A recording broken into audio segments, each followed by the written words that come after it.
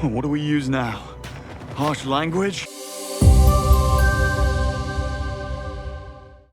Mr. Fisher, Robert Sterling, James St. John Smith, and now James, 1.5 million copies sold in 24 hours, Bond. I know it doesn't exactly roll off the tongue, but the numbers don't lie. 007 First Light has performed pretty well on its first day of launch. Even if the Steam numbers show a peak concurrent player count of quote-unquote only 71,073, it is the fourth best-selling game on the platform.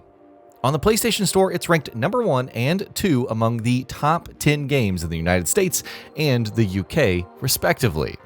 Even if it reportedly cost $140 million to develop, not including marketing, and the team has yet to break even based on current sales, this is a fantastic start, especially since post-launch content is coming. We've been singing the praises of First Light since launch, whether for the stealth, combat, or storytelling. Many will also point to the character himself, iconic, recognizable, and possessing near universal charisma appeal. But it's easy to forget how much of a non-factor Bond has been for the longest time in the wider world. And your company ID number. I'm between ID numbers, tech issues. IT is sorting me out. Let me get this straight. In the cinematic space, No Time to Die was released in 2021, and there hasn't been a new movie ever since. Amazon MGM Studios acquired the rights to the franchise in February 2025, and auditions are ongoing for the next Bond. But when it comes to video games, the desolation is much more severe. The last game to feature Bond was Cypher 007 for mobile in 2020, but there hasn't been a new title for consoles and PC since 007 Legends in 2012. That's almost 14 years between games. But why? Well, part of it has to do with the fact that from 2006 to 2013, everyone's favorite publisher, Activision, had the rights to the franchise and churned out the absolute worst 007 game ever. There was 007 Quantum of Solace in 2008, which received mixed reviews across every single platform for leaning too heavily on gunplay and not featuring any driving. Bond was a blunt tool in every sense of the word, except he wasn't even throwing hands, and for a game so focused on shooting, the cover mechanics were not great. But that's alright. If Treyarch and Beenox couldn't deliver a good Bond game, then clearly Bizarre Creations could. Yes, instead of a new Project Gotham Racing or Geometry Wars, the studio delivered James Bond 007 Bloodstone. But despite praise for the presentation, characters, and music, major components of any 007 story, it fell short in every single gameplay way that really mattered. But at least we got Blur in the same year. Then we arrive at 007 Legends, developed by Eurocom, and easily the worst Bond game ever made. The concept wasn't that bad, celebrating the character's 50th anniversary by playing through levels based on his major cinematic eras. No, not a bad idea at all, if everything worked properly and it actually delivered a compelling story, strong level design, or varied gameplay. But it did not even close. Then there's the whole sordid history of the post-GoldenEye titles. Activision's GoldenEye 007 in 2010 was a decent reimagining of the N64 classic, but only just, and performance was nothing to write home about. Back in 2004, when Electronic Arts held the license, it opted for its own GoldenEye title called Rogue Agent, which had nothing to do with Rare's classic. It also had nothing to do with the movie, strangely enough, and was just a completely unfun experience all around.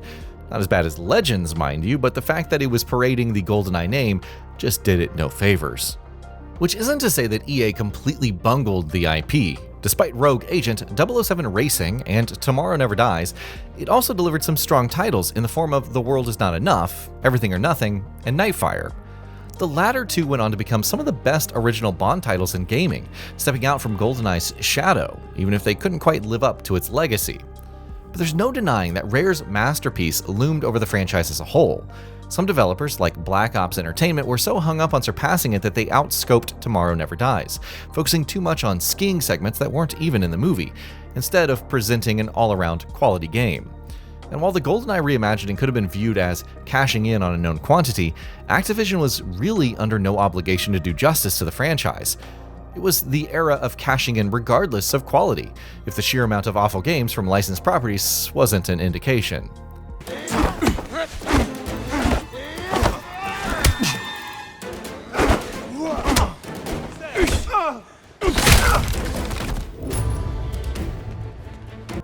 First Light ultimately succeeds, not just because of IO Interactive's strong stealth fundamentals, but also by weaving Hitman's multifaceted approach into some missions. It's also because the studio understood its limitations, knowing that these things wouldn't be enough to properly capture James Bond, much less tell the story that it wanted to.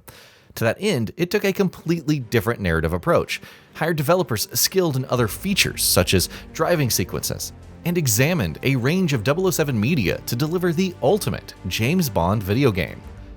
And honestly, its release couldn't have happened at a better time because for all intents and purposes, this is a clean slate for the character, mirroring his current situation in films. The self-contained story exploring Bond's origins created the perfect opportunity to introduce a whole new generation to 007.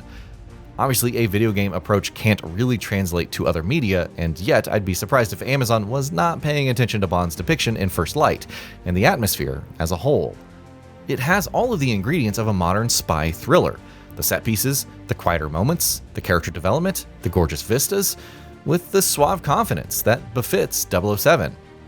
So yes, while the lack of quality James Bond titles in almost 14 years is certainly a major factor, as is this character's fame in general, how his adventure ultimately plays out is the key to First Light's success. IO Interactive didn't just set out to create a great action-adventure title for the Uncharted fans who, well, let's be honest, have been starving for almost as long. Nor did it design a 007 adventure meant purely for longtime fans. In the same vein, it didn't try to just appeal to fans of its Hitman series. Instead, it had a vision for combining all of these and much more into a satisfying package, even if that meant sparing no expense to have everything that made Bond, Bond. The signature opening, a title track by a famous artist, and in this case, someone who wanted to make a film track but couldn't. Absolutely stunning fidelity from top to bottom. Immaculately designed levels, brutal CQC that could make Daniel Craig proud, an unprecedented level of detail to everything. Who knew walking through Q's lab and stressing out his employees could be so much fun?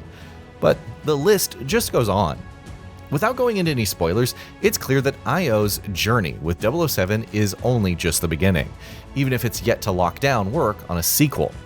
Whether it ultimately happens or not, one thing is for sure. James Bond, in all of his glory, is finally back in the video game world, with First Light standing side by side with GoldenEye as the premier 007 experience. All we can truly hope for now is that it doesn't take another 6 or 7 years to continue this legacy. And that'll be about it for this one. If you guys like what we're doing at GamingBolt, please consider subscribing to our channel, and I'll see you guys on the next video.